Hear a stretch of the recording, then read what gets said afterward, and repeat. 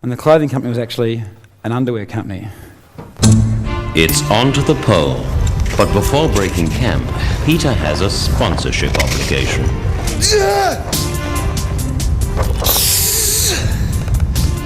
Right, back about 2 inch. A bit more.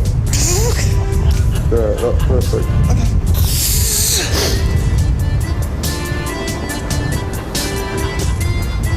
2,000 kilometres sailing to the South Magnetic Pole. 600 kilometres walking to the North Magnetic Pole. Mitch Dowd boxer shorts.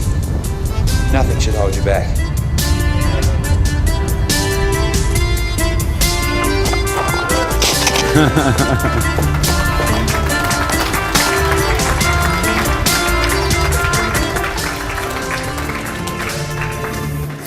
You like that?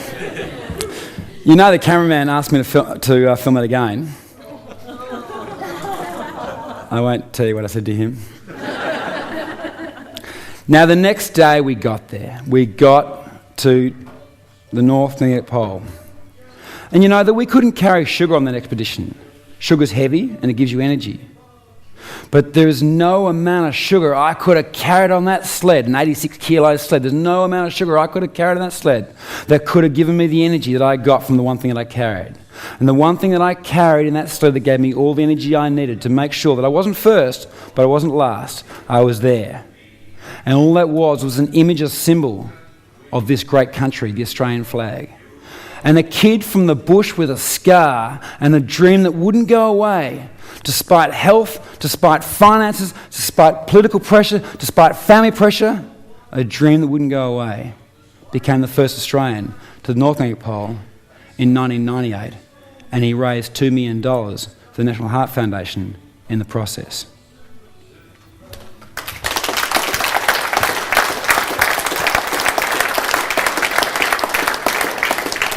I am passionate about what I teach. I'm passionate about what I do. I'm out of time. That's my teaser. That's my talk. I've got lined up right here 10 minutes of footage and photos about what I'm doing next. Now, Jamie and I are taking 5 or 6 of you, Mojo people, hands up, to Antarctica already. Louis, darling, your shirt's set. I gave it to Jolie. You got it. And Robbie's coming. You know, Jamie and I are taking a tour to Antarctica on the 14th of February. 14th of February? 17 grand for a t-shirt.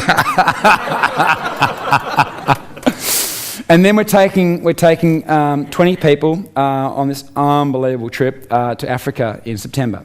Now, but I'm out of time, Jolly, and as a speaker, you can be good, you can be bad, but always be on time. So I'm done, man. I'm done, right? I'm queued up, good to go. So the question is this, isn't that right, Jolly? Everyone's to go. If you want to go, go. Seriously, little in-room break. I'm about to spend 10 minutes going through some footage of what's happening in Africa, okay? And how you are given this $5,000 trading program for free that'll fund the trip. I didn't have that when I was in hospital. I raised the £10,000. You're getting a $5,000 trading program to make the money to get there, but I don't care about you getting there. That's nothing compared to what I want you to do. If that's all you're thinking about, then don't come on my trip. You with me? Why am I saying that? I want you to raise money for this school outside of Usha, which means dusty place, in the base of Kilimanjaro. This beautiful program that Maasai Wanderings are doing. It's incredible, and I'll show you all about it. So you want to stay here and hear about it? Yes. Okay. You said it. Okay, so what happened out of this was, I came out of here, and raised the Paul gets heart disease. Look at that. This is my point. I didn't go out there to make a book, to be on Australian Story and have a best-selling biography. That was not my purpose. Go and be you and let the rest of the world merchandise around you. That's their concern, yeah?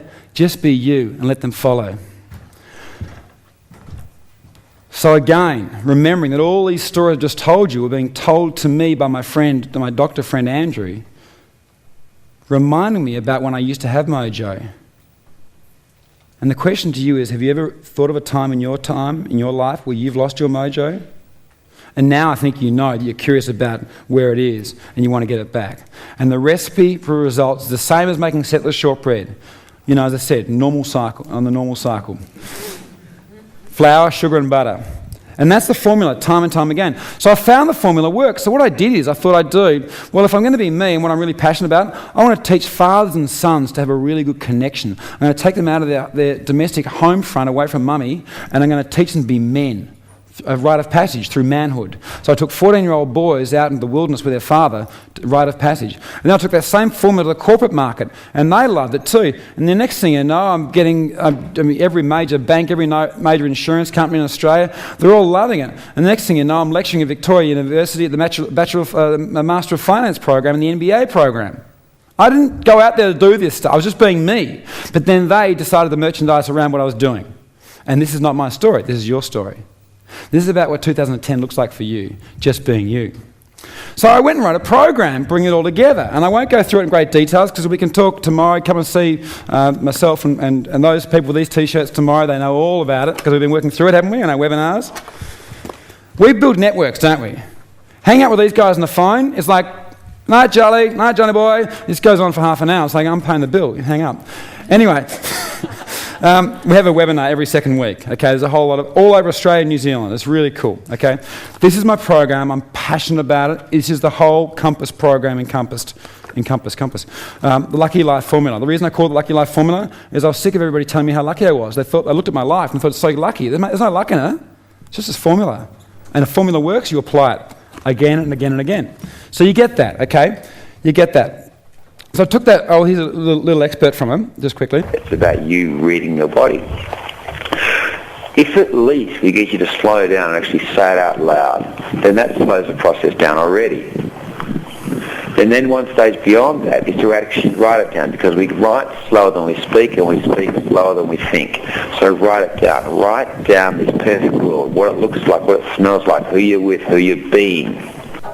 So that's the program. It goes through its interactive CD, DVD. It's all online program with a workbook program, and we speak every 2 weeks on the webinar. And that's all part of the coaching program that you'll get with Africa as well next year. So the network, the friendship starts now, okay?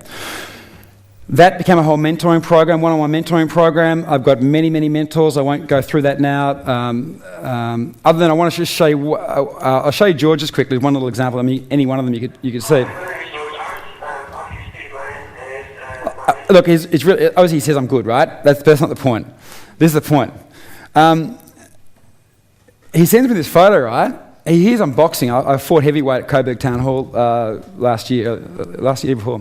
Anyway, and he goes, oh yeah, I used to do a bit of karate. And here's old, lovely George, 63, just doing his job and all the rest of it. I used to do a bit of karate.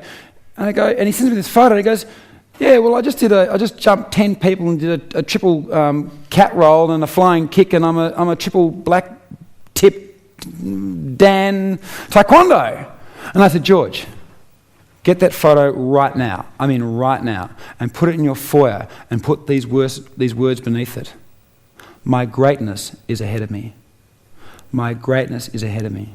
See, how often in life do we think that our greatness is behind us and we justify our existence today by being captain of the under-14 netball club or the under-15 soccer club? But our greatness is ahead of us. And the greatness I'm taking you to is this. In fact, here's what happened last week at my farm, 2 weeks ago at my farm. We ran this Mojo boot camp with my friend Melissa, and some of you people were here. Here, the polo cross ponies in the background. This is who's done much work on getting rid of past emotional pains? Anybody done rebirthing? A Landmark, Hoffman process, Tony Robbins, this is Walking on Fire. It's all of this on steroids, okay? On steroids, all right? You're getting it included with your trip to Africa anyway, but just to show you some photos from last week, literally. And here we are setting up camp. That's the fire there where we literally, dinner that night. It's a whole interactive, intense 2.5 day program where you get dragged out of your tent at dawn and you get taken on the most deepest meditate you've ever contemplated, which you haven't even contemplated, and you get rid of every bit of baggage that's holding you back, and we smash it. And you come out of that and just chanting and meditating at dawn, and you come out of that and you roll right over, and then I'm just going really quickly, and then we get rid of that, then we dive into the water, and then we swim free, and when we come that night as a superhero, and we step into our zone as a superhero, and we talk to it as a superhero, and we act like superheroes. Who was I? Jack Sparrow. Oh, there's bells. It was fun. This is literally 2 weeks ago. So this is about people being great, allowing themselves to be great, because they get rid of their past pain. Because the past pain is the only thing that sits between you now and your future. So this formula about allowing yourself to take on worthy tasks is really a story about this. If fear sits here, and this is the past, and this is the now, and this is the future, and we build a beautiful... You did your vision boards this morning? The vision board sits here, okay? And you sit here. But unless we get rid of these fears, which stands for... Well, there's a few different ways of saying it, but you want to get past it whilst you disassemble it. I disassemble it. We smash it and get rid of it, and you step freely into your future, okay? And here are people declaring their future, going over, abseiling at Camel's Hump in Mount Macedon, and as they go over the edge there, declaring what their future looks like. Be curious about your own possibilities and allow yourself to step into that possibility. And then become that person. At the end of the day, if I was you, I'd be you. That's your time.